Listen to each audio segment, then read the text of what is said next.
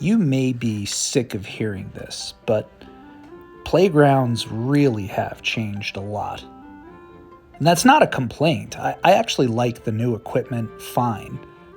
And I sort of enjoy watching how things change. I think about two things. I think about what has improved and what has been displaced. My main playground was the Silver Spring Elementary School playground. It was across the street from the house where I grew up, and I went to the school too. Here's a Google Street View picture of the playground, and it looks a little different, although the swing set was there, and that structure on the left side was there, along with those concrete tables and stools. Those were usually covered with graffiti, and there was broken glass and cigarette butts strewn around. The structure is where we would play tag, and if you fell on a concrete slab. It was not that nice spongy stuff that they put down now. I like that stuff. The slide was different over on the right. The ground was just dirt and wood chips, and the slide was austere. It was made of metal supports and wood. The wood splintered and there were planks missing. We would have to hop over these gaps where you could fall to the ground below, and the slide itself was made of steel or aluminum, and it would get really hot in the summer especially. It was all exposed to the sun, and you could scald yourself sliding down. So there were all kinds of hazards. There were some monkey bars that I don't see there anymore as well, and the monkey bars were pretty deadly. People fell off those monkey bars and hurt themselves pretty often. Here's the slide at the city park in Deming, New Mexico, where I'm raising my family. It's made of this plastic that slows their descent a little bit, and it doesn't get hot in the sun. And they're designing all these cool things that kids can explore and interact with.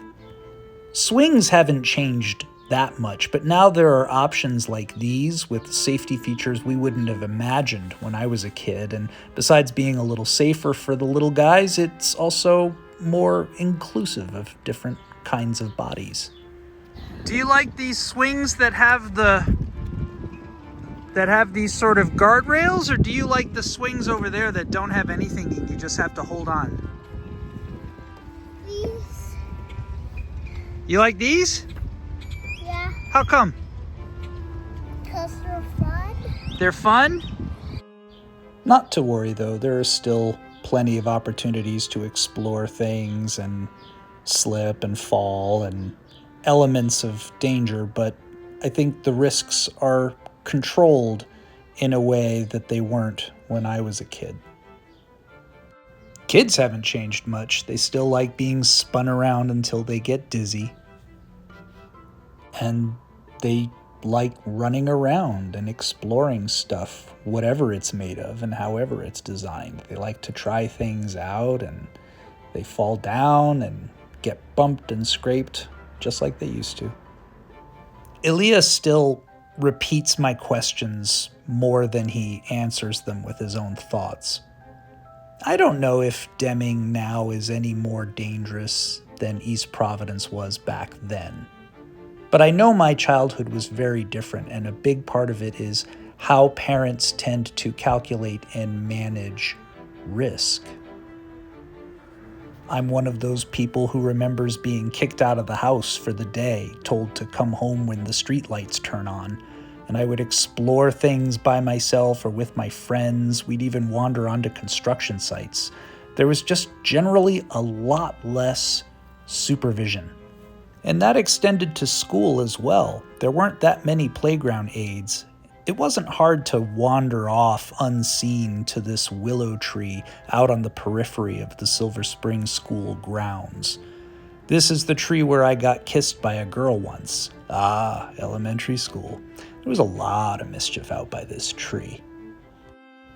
In sum, I view the newer equipment that is safer and more inclusive and provides more sensory play as a gain.